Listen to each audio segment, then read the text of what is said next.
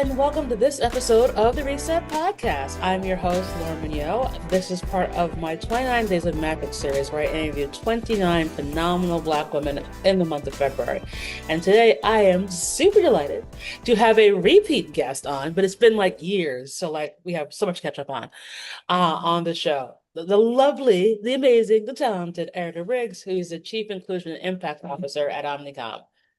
She has the most incredible story, and I feel like she's gonna have lots of nuggets of goodness to share.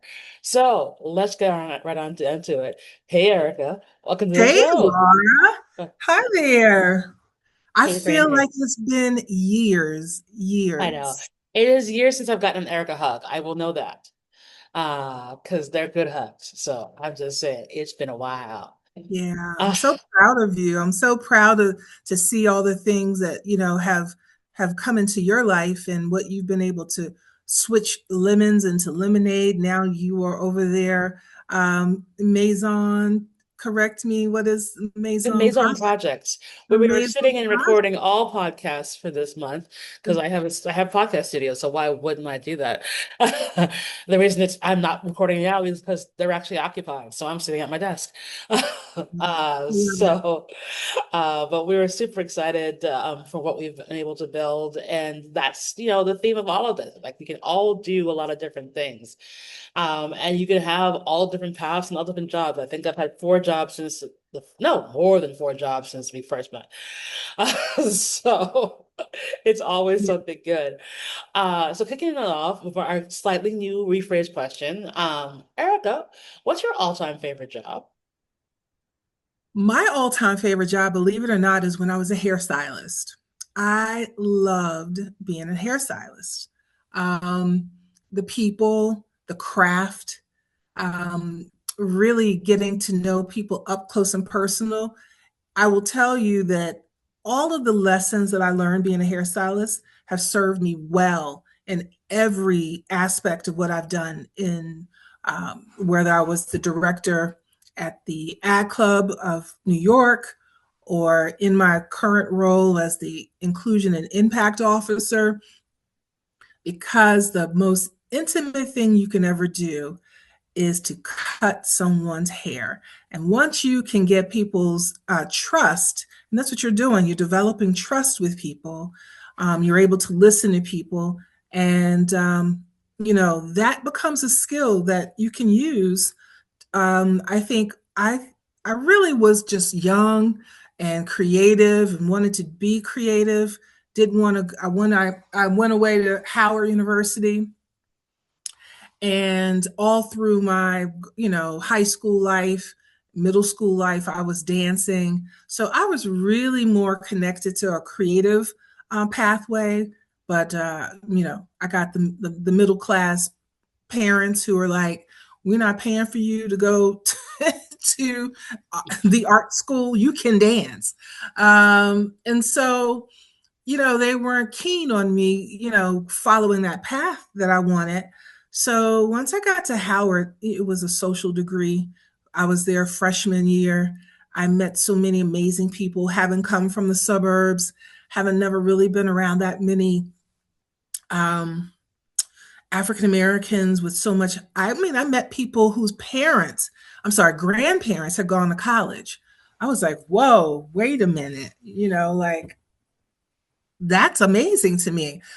Growing up, I wasn't around that type of generation of people who had gone to college. Um, my grandmother was a washerwoman, but in her mind, she not in her mind, how she handled herself was an entrepreneur. She was an entrepreneur. And very strong woman, very convicted woman, someone I loved. And her name was, we call her Mama Mo. And my daughter's middle name is she's named after her. Her name was Modine, so my daughter's middle name is Dean. Okay, um, but yeah, that was my favorite job. No homework, no politics. You got your money, you made people feel good, and then you went home, and that was my favorite job. Wow. I mean, yeah, I mean, there is something so intimate about the hairdresser in terms of like you hear all the tea and all the nonsense. My hairdresser knows everything about my dating life. It's kind of hilarious. And we trade stories. It's like I was like, I are you really still should have gone dating? into psychology. Yeah. I should have gone Because into yeah. psychology after that You because, really should, because you hear so much stuff about people's lives and relationship. Because like, if you're like tugging at their hair for 5 hours, and like you have to talk about something. yeah, How many reality TV shows are you gonna talk about? So like, you're gonna happen. Like, this dude. Yeah, like, that's gonna happen. yeah. Like by far. What Okay, I so learned too, Laura, from that was we are so connected. We are so interconnected. And we all really, when we talk about Maslow's, a hierarchical, that I remember in school, it didn't register to me the first time the teacher was trying to talk to me about what Maslow's was, but living it and understanding how people truly are constantly looking for safety, security. They're looking for everybody. I don't care who you are, where you come from.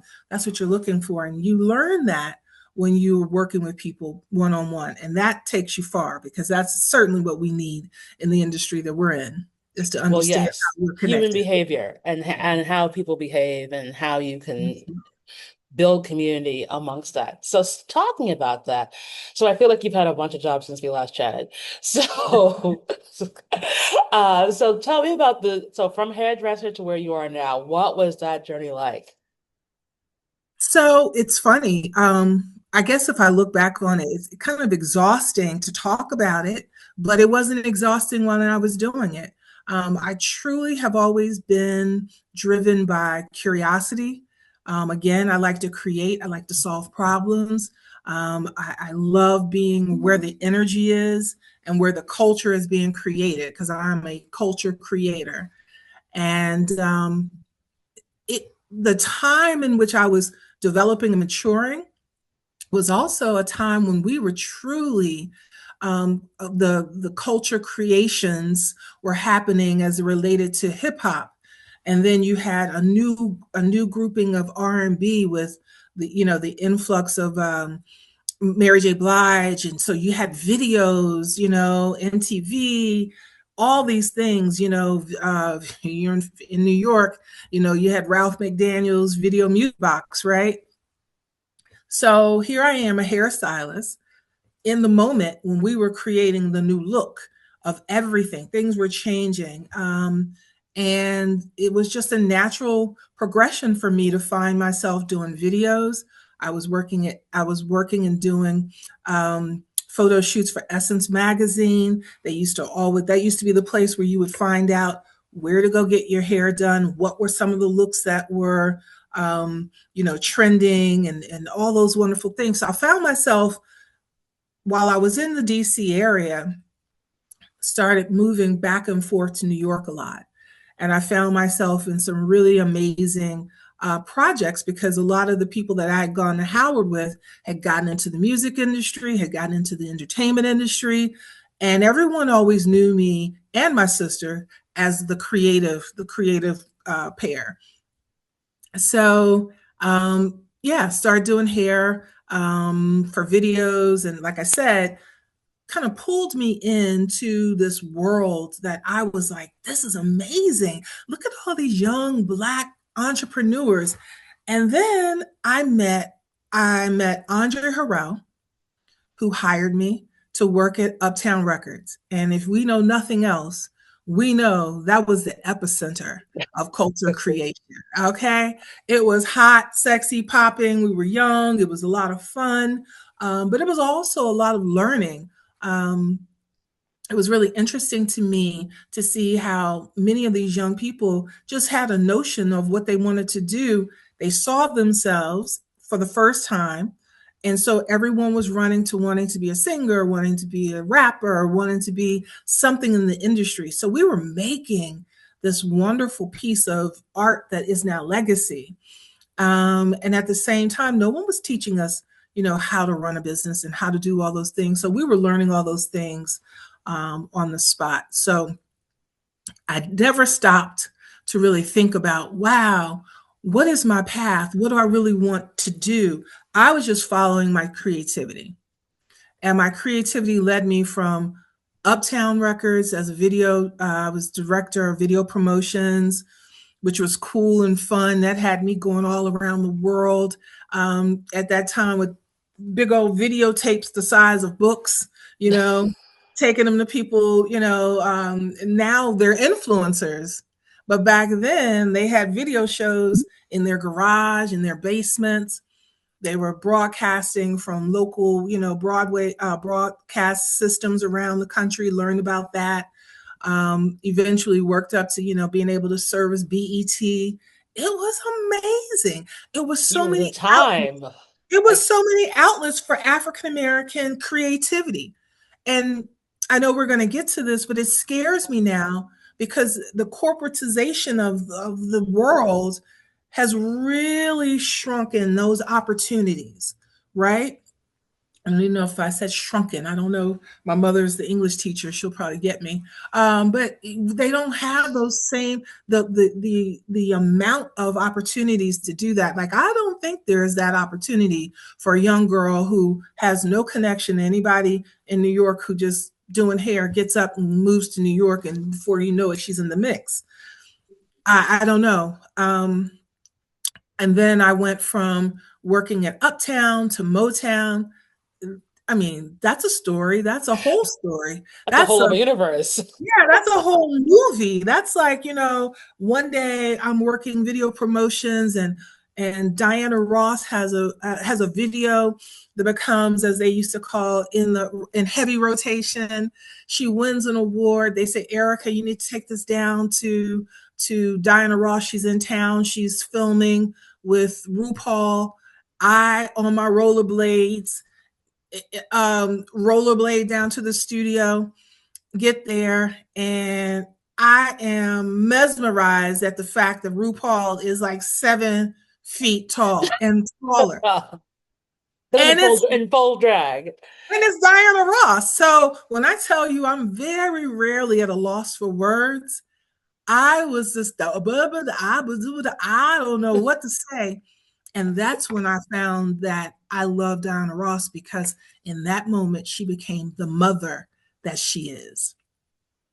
And she saw this young girl who obviously was having a whole lot of, anxiety, because when I tell you I had on a leopard coat, I had on like a cheetah skirt, because I didn't know, I just wanted to be hip and cool. So I put on You everything, pulled up to Diana Ross in full on cheetah wear, girl. Oh full on wow. cheetah, And leopard, rollerblades. and rollerblades. The So picture in my mind right now. she just laughed. They just laughed. They were like, okay, all right, what, you know. And so she immediately made me feel at ease. Um, and so there's that story, but there's so many more at Motown. Growing there with, some of the most prolific producers, music producers, the soundtrack that I think about when I hear when I'm out in the club often takes me back to that moment in time. New York was a different place. When we talk about diverse, it really celebrated our diversity. It really, it really included us. And I just think about all the things that we were able to do. So, the climb has been consistent. It then, of course, in life, sometimes life can be happening, and the music industry had a innovation that turned it turned it upside down. That was Napster. And so that's the other part of my life that I've also been able to see how innovation really changes your trajectory. And those who adapt typically can move forward, and those who resist typically fall off, right? You don't see them anymore. We were going through that whole the internet. Does everybody need the internet? Like, what's What's this the internet? internet? What is that Do thing you you have a talking? MySpace? Now I'm telling them my age, but those were things that, we went through. So while I was at Motown, I met this wonderful woman who was really interesting to me. And she was creating all these different projects, and very different from the other music industry people that I was meeting there, Valerie Graves. And Valerie became my mentor.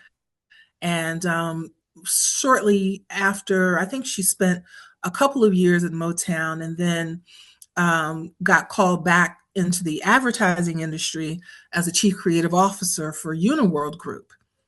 I had no idea who Uniworld Group was, and anything like that. All I knew was the music industry had gotten crazy, and I wanted out because it was absolutely ape shit crazy. Oop, can I curse? Yes, you can curse.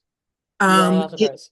it had, luckily for me, I was protected, because I am a child of two parents who, at 87 years old, are still parenting me and my sisters and my daughter.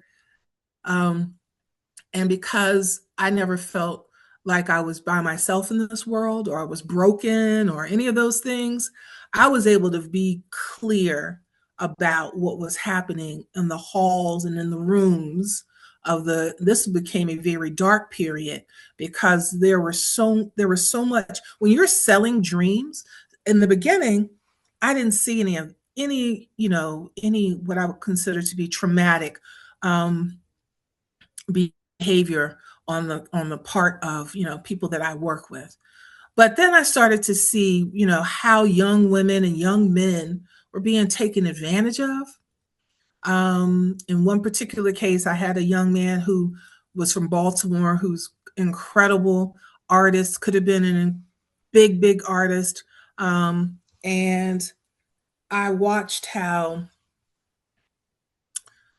people, quote unquote, who were supposed to be his managers, or people who were supposed to be in charge of his life, were more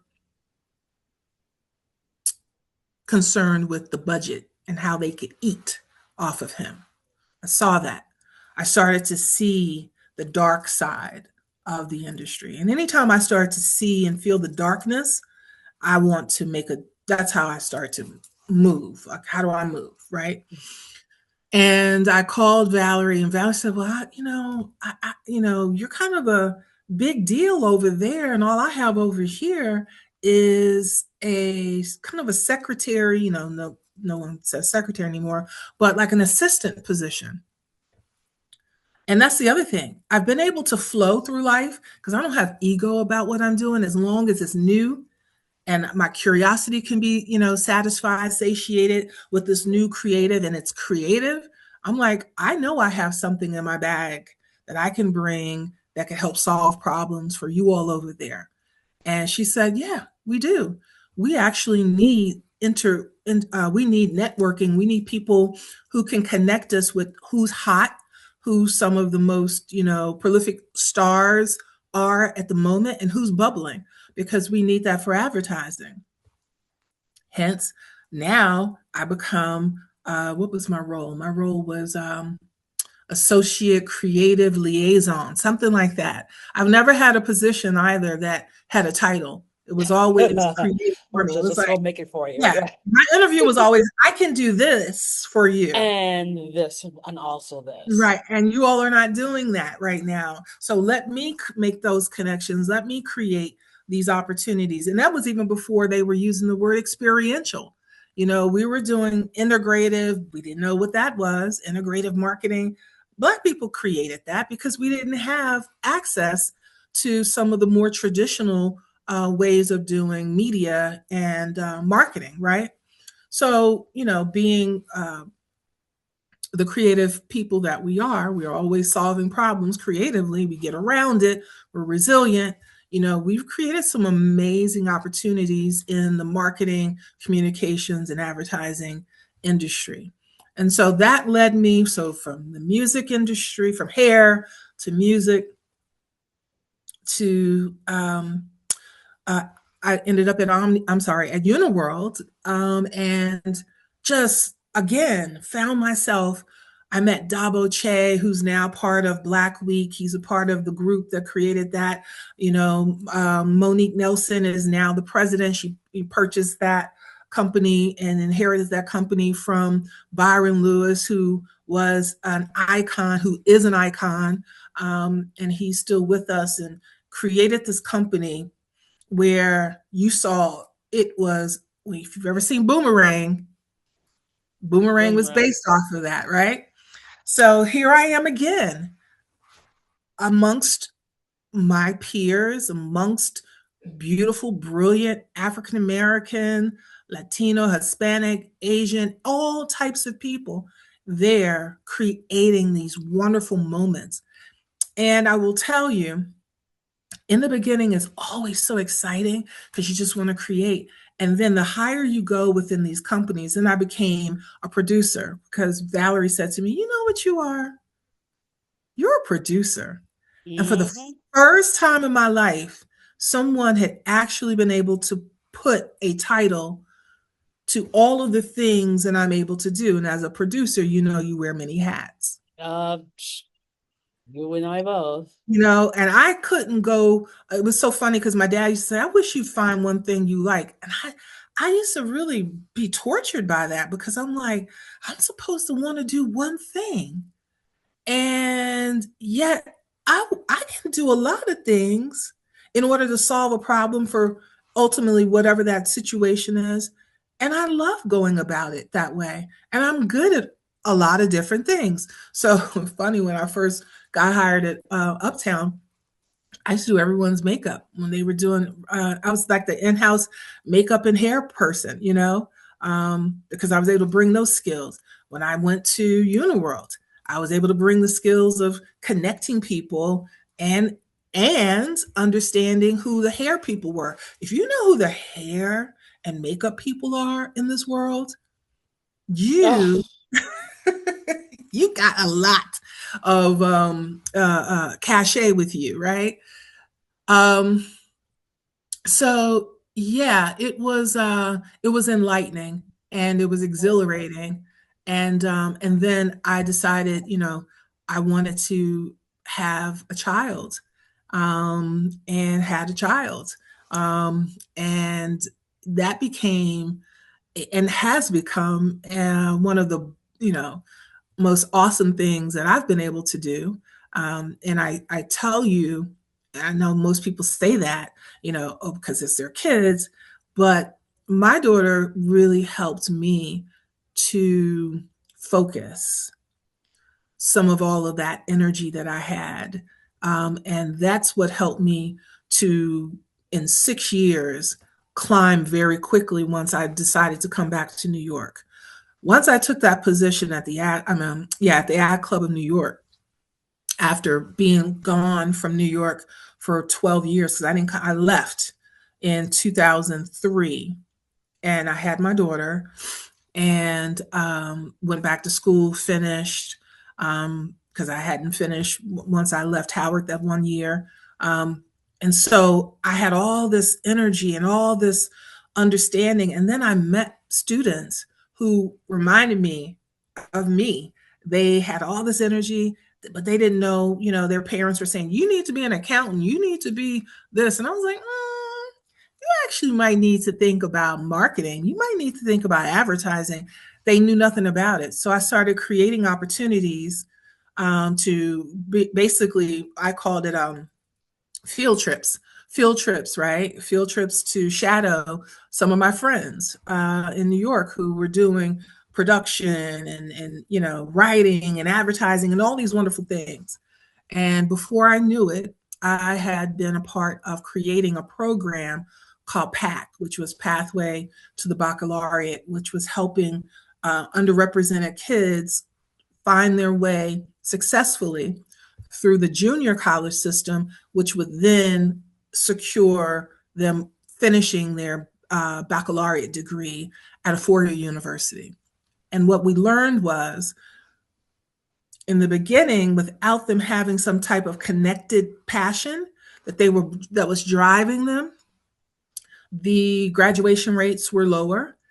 And once they were able to connect to something greater than things that they had ever heard about and were interested in, those, of course, those graduation rates increased. So that then set me up to now not knowing it at the time, but now I'm creating programming for students. I'm creating a program that will help to have results, positive results for their education. So when the Ad Club of New York position came available, I was primed and ready to be the director of the foundation because my first task was I'd inherited this idea that needed facilitation, and that became the I'm Part fellowship program, helping women, young women managers on the management mid-level rung of their careers to get through, navigate, and then get to the other side of senior leadership. And it's been an amazing ride, Laura, because as you know, many of those women that I've touched as a part of that, they have exceeded the expectations. And now many of them are, just doing wonderfully brilliant things. We've got Kai Lawson, you've got Jessalyn Lamb, you've got young lady who's out in well, she's been over in Asia for quite some time.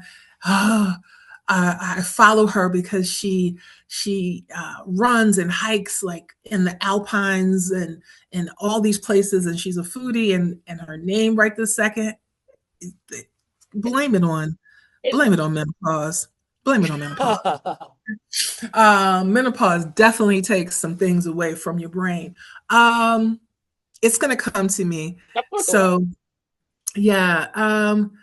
So yeah, I was able to meet some really, wonderful, driven women who probably would have gotten there by themselves, but there's something about community, and that's what I was able to create these cohorts. The community at the Ad Club of New York is also very inclusive, and that was very successful. And so, and then while I was there, this is Black History Month, so might as well give a shout out. One of the things that I noticed is we weren't really represented on the boards and juries of these competitions, ad competitions, right? And so I asked a question about why there weren't more, people who look like me on these juries. And I was told, well, the level that we look for is typically a more senior level creative, and there's not that many. And coming from, Uniworlds and most of my friends being of that caliber, I was like, don't know if that's true. I just think you don't know them. So I created a series called Icons and Rock Stars. That was the first year. We did Icons and Rock Stars. And the next year, we added on Innovators. So Icons, Rock Stars, and Innovators became a Black History Month activation whereby I was able to introduce to the industry who these icons and rock stars were and are, and still pulling and pushing the industry forward.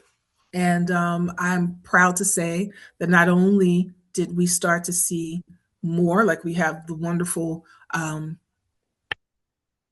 Shannon Washington, who has been, she was awesome. She was our first year, one of our rock stars.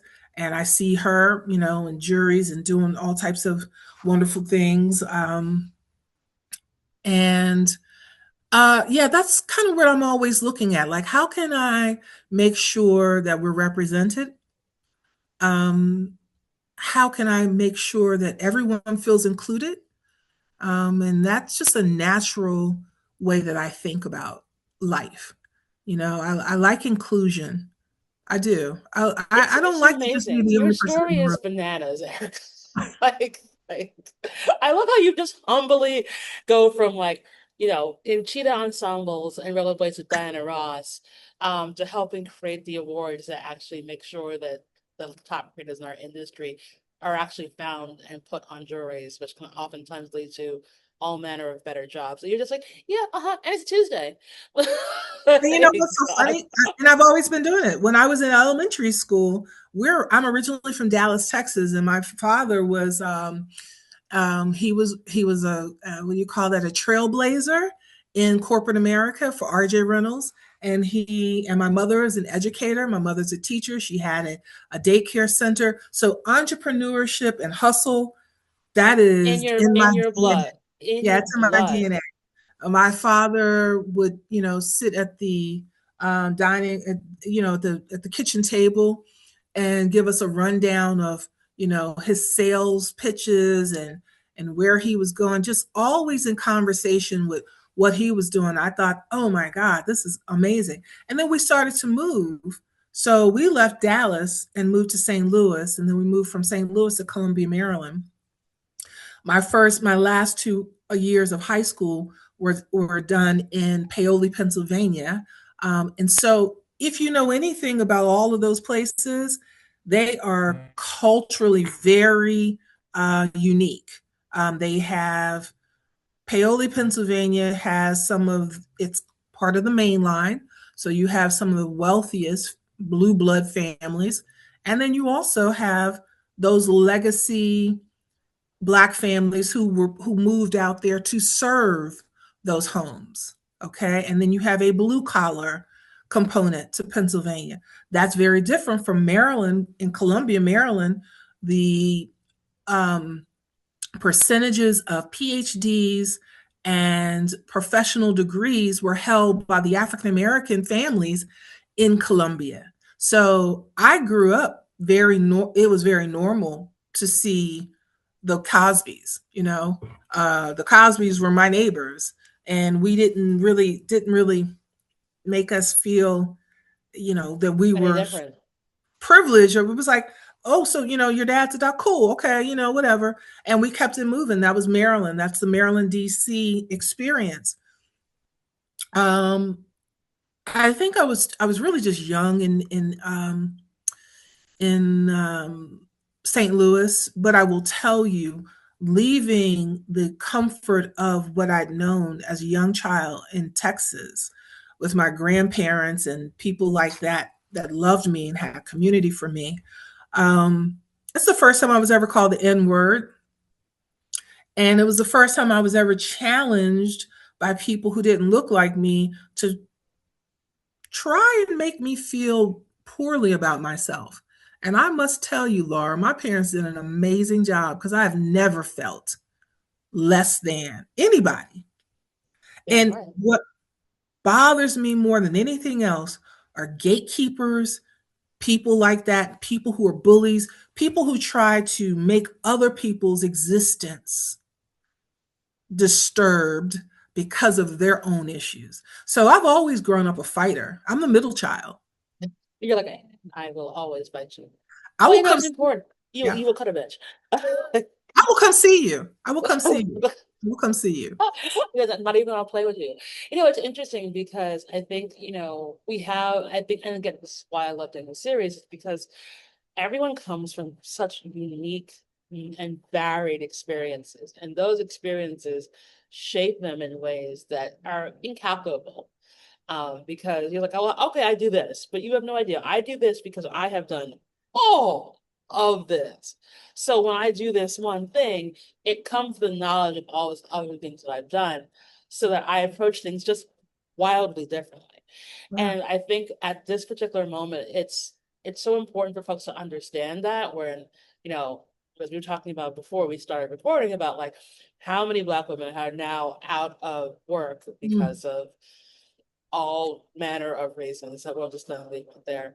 Um, and what are you seeing? Because like I feel like, again, it's like folks are like, "Oh, I was a VP of blah blah blah," but like, no, actually, you're a VP of so much more because of the richness of your lived experience. So, what are you seeing out there at this moment as folks are in this unique moment of transition and trying to find out what their next thing is going to be, and how they're being able to sort of kind of define their own paths? Yeah, I think part of what I'm seeing is sadness. And I think that shock, I think we're seeing all five phases of a breakup, right? We're seeing the shock, we're seeing the sadness, and we're also seeing people be very resilient and creative, and they're creating communities that are set up where it reminds me of back in the day, we've always been able to rely on ourselves. And once we start to remember that we are better together than we are apart, we always win. So it has really made, I would consider, what is supposed to be meant to hurt us, it can strengthen us as we find ourselves in these communities. I'm in the community that you created.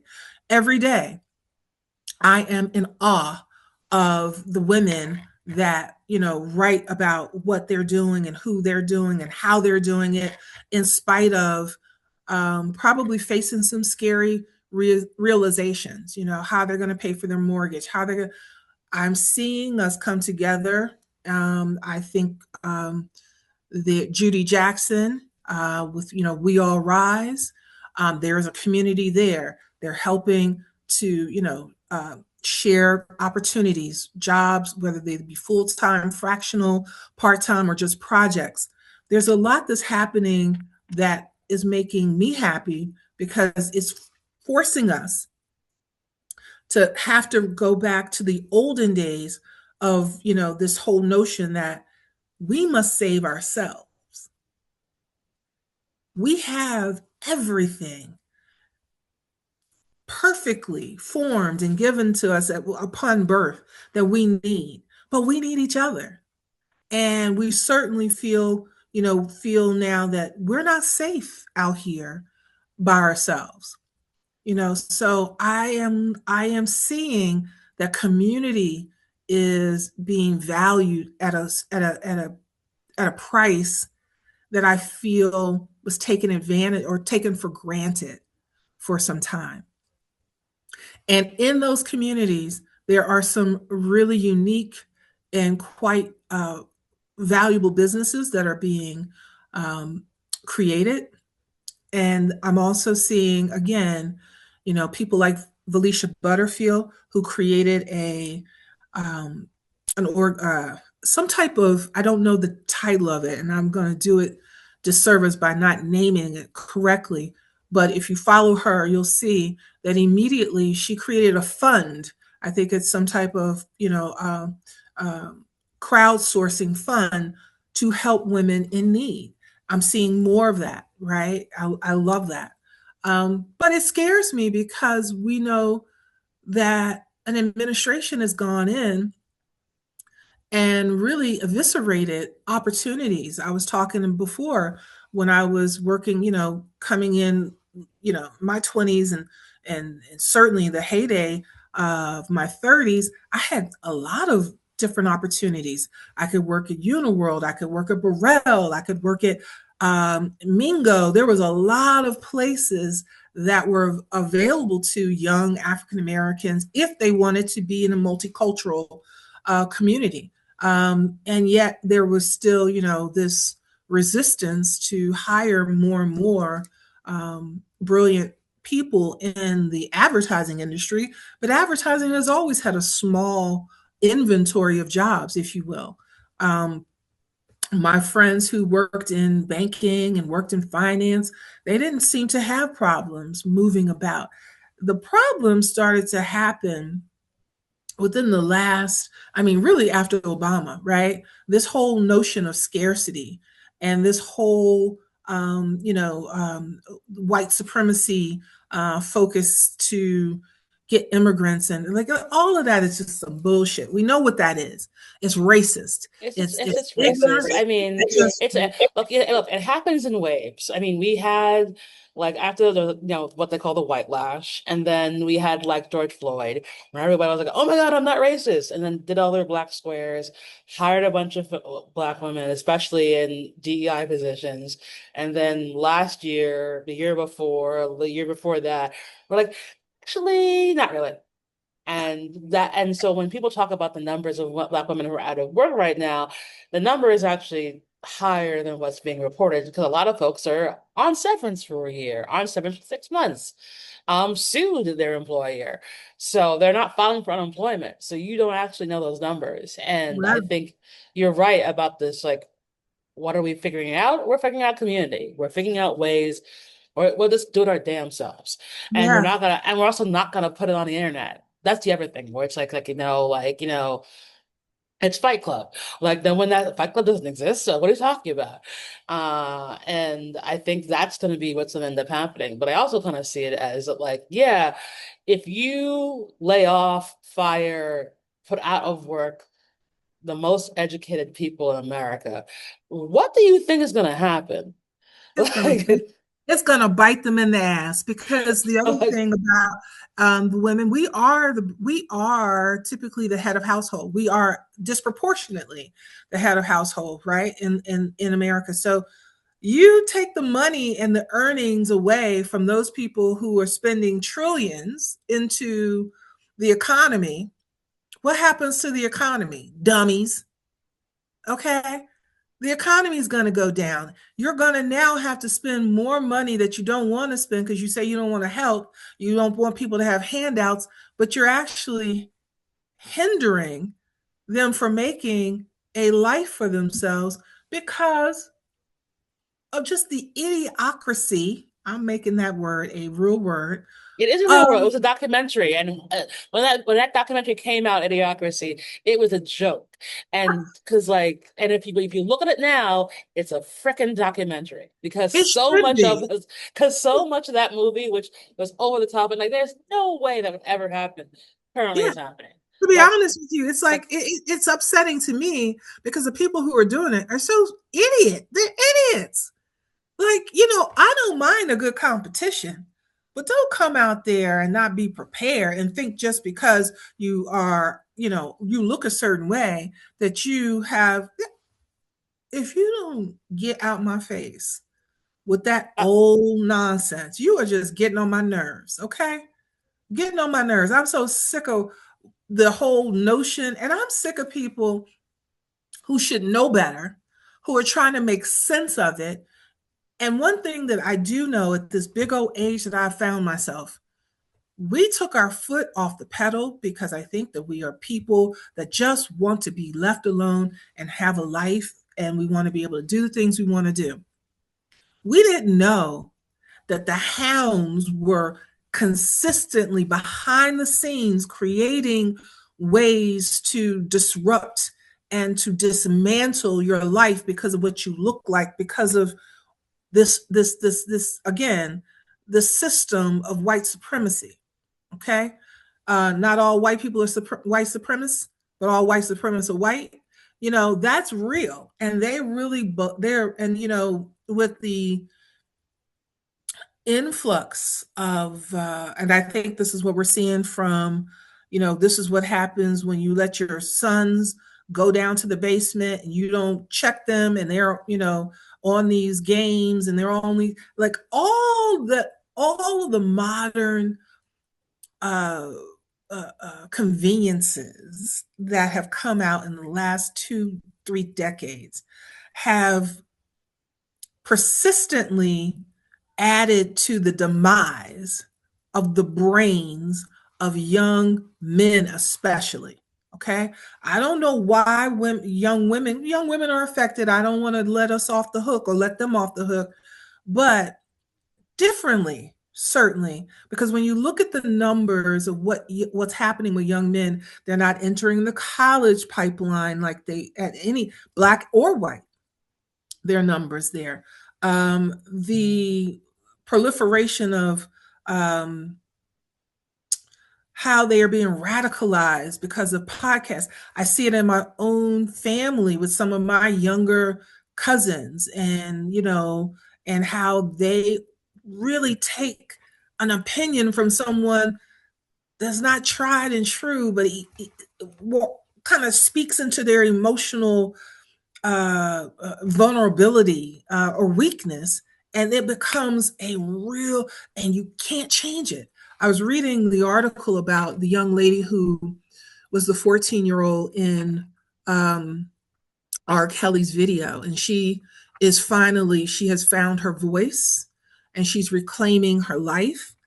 And what I love what she talked about is she said that she doesn't know how she was able to be brainwashed. And that's the thing. People are walking around brainwashed and don't even know it. Well, it's They don't know. crazy. Well, I mean, look, I think a lot of, I mean, look, there's a lot of reasons as to why this happened, and I think, you know, we, I watched Fear Factor in the early 2000s. I would never be intrigued to listen to the dude who tells me to eat a bunch of bugs about anything around health, wellness, or politics, because it's the dude who hosted Fear Factor. He's an idiot. He's a Yeah, comedian. But like you have all these other dudes who see that and like, well, he's rich and he just talks for a living and he gets to do it from basically his basement, quote unquote basement. So yeah, I'll take what he has to say. And I think that's kind of where you know, yeah, also folks don't go outside no more. Like right. I That's an mean, issue. there's Yeah. so many issues about like, socialization. Obviously, COVID did not help with that when folks were stuck inside, especially younger But people. that's where parents have a real duty. And I don't care what anyone says. The parents that do this soft parenting, they're not doing their children any justice. They're not helping them at all because life is just not like that. Okay.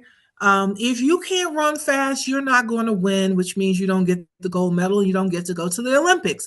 That's for people who train and who run fast. That's where they get to go. Even though you really want to go and it hurts your feelings and you feel bullied because you can't see, that's nonsense to me. Why are we raising these delusional brats? And I think there's a lot of that. Trust me. Oh, I'm I the knew you were gonna old go mama there. on the block. I had my daughter late, right? So a lot of people didn't realize, that who I was. I sent her to this private school, and the first couple of pages they're talking about we believe the child is a whole person, therefore only first names are used.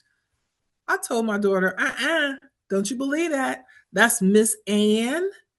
That's Miss Cynthia. That's Mr. So and so. I don't want to hear you. I'll go to the school one day. This little girl goes, Erica, can I have a play date with Dylan?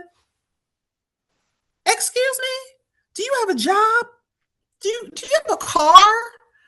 You can't call me Erica. And the mother was like, oh, you really hurt her feelings. Yeah, see, I'm old school. I had the privilege of knowing my great great grandmother.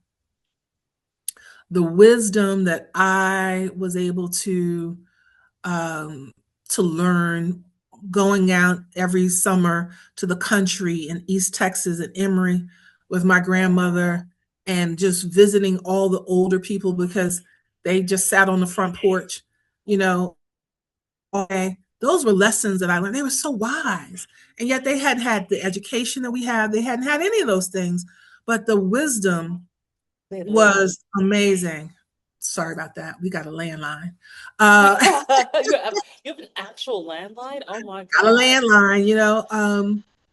And so the thing that my grandmother used to always say to me was, you got to raise your children so other people will like them. It's real easy for you to get so caught. I love my daughter. I mean, I love her down, like, the whole thing.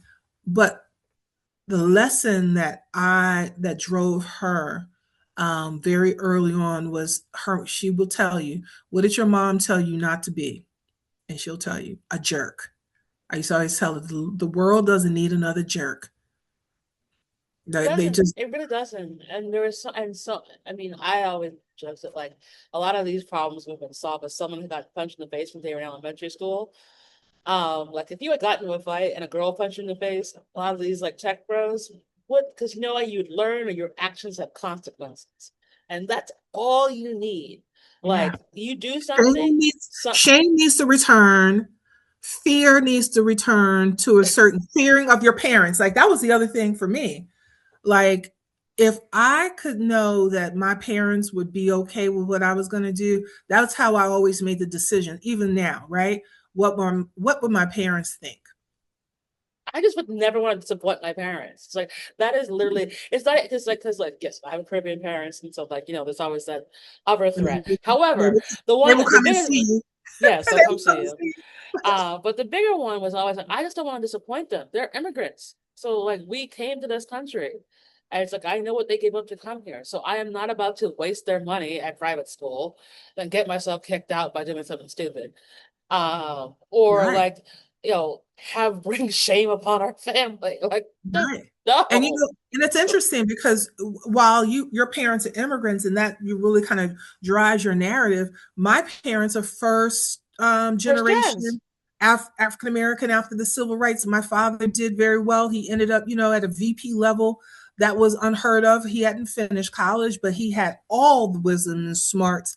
And had he had that, there would have been maybe even something more satisfying, but he made sure I've never not lived in a safe environment. I've never not had access. It's so funny because we go to Martha's Vineyard in the summer, and there are these people who are just now just discovering Martha's Vineyard, and they will often say to you, "How long have you been coming?" Like I don't understand that question. Will it make a difference? Because What either 1 year or 50. I'm here now. Like what's I'm your not a problem? part of the coming to Martha's Vineyard because my parents were wealthy. I came because my mother, who's an educator, provided an access and exposure to a life that she had read about, and that she knew about and knew that maybe this would be something that could be, a beautiful opportunity for my daughters to experience, but not for us to be walking around. Oh, I've been coming here. I've been coming here since I was, yeah, yeah, yeah, we may have, but it wasn't for those reasons. And so I want people to get normal. I want them to normalize a good life. I think Stop that is the asking, key right there. Like literally that is the key. Can we just normalize what a good life looks like? Um normalize a good and like life. just what it is. Cause and like it doesn't have to have X number of bells and whistles. It doesn't have X number of years attached. It's like if it happens today, it happened today. But having a good life Yeah, is all we want for folks to have. that's it. Um, I think that's so important, especially at this very unique moment. And thinking about all that, having a good life, what's one thing you're really grateful for? I'm grateful to have had and to have parents um, that had a good balance of providing a good life with a purposeful life with a spiritual life. Because no matter what I could be grateful for after that, I wouldn't even be able to see the greatness or the gift if I didn't have a humble spirit. And when I mean humble, uh, some people, I'm on this fast with my church, and we've been talking about humble, but it's about humility, right? And humbling yourself when certainly I think is a virtue that most people are still trying to decide, how to do that without feeling weak. But it's not weak. It's not weakness to be humble in the face of gifts that you didn't earn.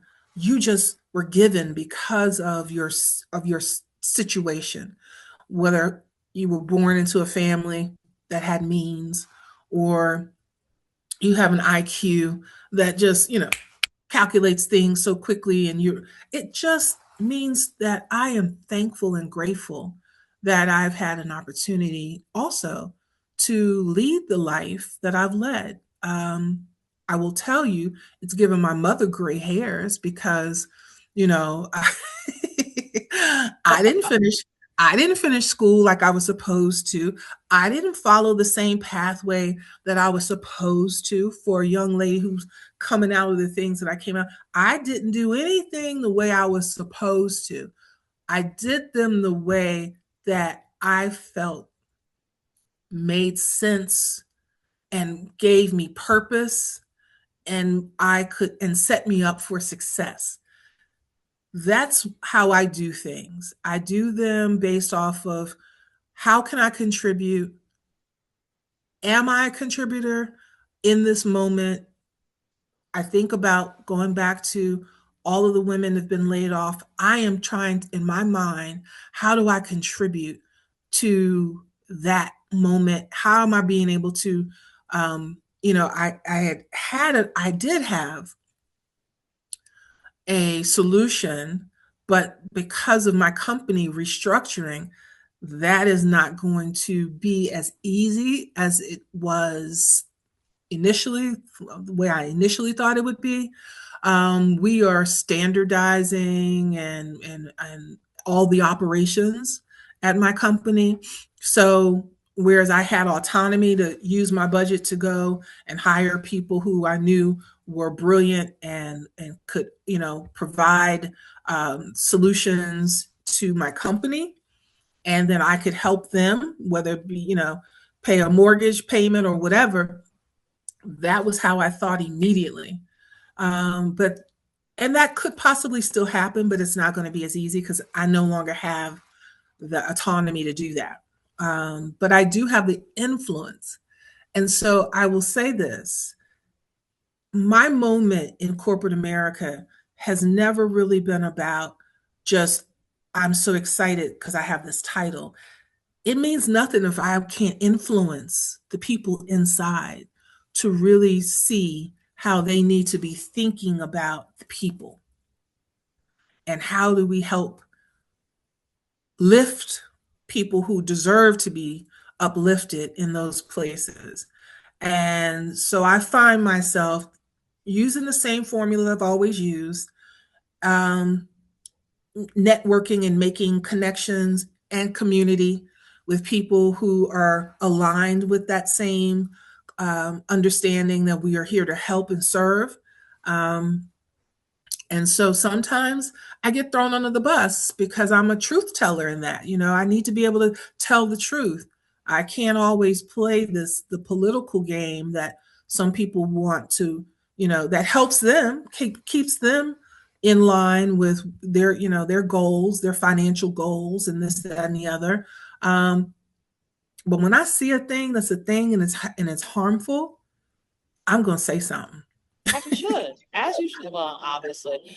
Oh, Erica, we could talk forever, which I think we have. But like, edit those down. So, well, the last question for you. Well, would you have a give and or an ask up for the audience?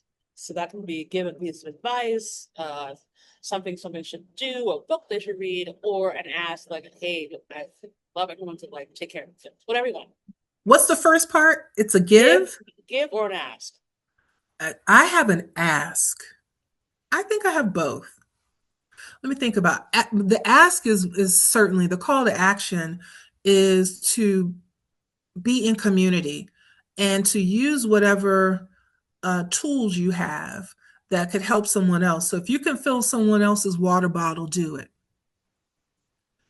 If you can, provide, if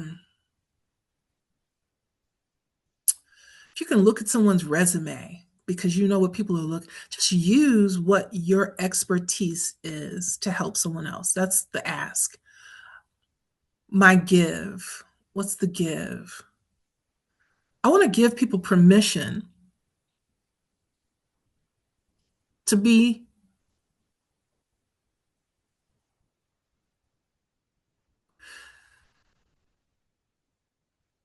as, I don't know. Let me see. Let me think about that. My give. I want to give people permission. I know that's the first part, but what I want to give them permission for? Oh, for being truly who they need to be or who they should be. So let me rephrase that. I want to give people permission to be their authentic selves and be okay with that. Okay, Because I love it. yeah, I I love think it. that's it. That's a damn good one. I love it. Uh, Erica, you are a fountain of wisdom and all the amazing experiences you've had that I've talked to you a million times and I still don't know half the story you just told us. Uh, so I was like, girl, share the group. But thank you so much for being on the show. We'll put your details in the show notes for folks to connect with you as you just, a wonderful truth teller and shot caller and maker of things happen. And the very first industry award I ever won was because of you. And, I'm forever love you for You are that. a rock But star. all You right, are a rock star. And look at this. You're proving me like the whole thing is that's the easy part is to really recognize and see who the rock star is. Again, you were at VML Weiner. I met you. You were doing your own thing. I was like, what is she doing? How is she doing this? Because I'm always fascinated by people who have the heart and guts to be an entrepreneur, especially in New York City. And let me tell you, Laura lives well. I love that she normalizes living well. I love that part. And so, next thing I know, taking me on a tour of a building that is a as a space for events and everything else. You think big, you act on it, you're not afraid. You are a rock star because of your courage and your ability to do, like you don't just talk about it, you be about it for real. So thank you for having me. Thank you for being my friend and supporting of me. course, absolutely. You're the best. And thank you for being part of 29 Days of Magic. And like I said, I love this series so much because it is like I get like superpowered in my heart hearing everyone's beautiful stories and what they're willing to share and the wisdom that everyone to get from this experience. So, you're just fantastic. And thanks so much for being part of 29 Days of Magic.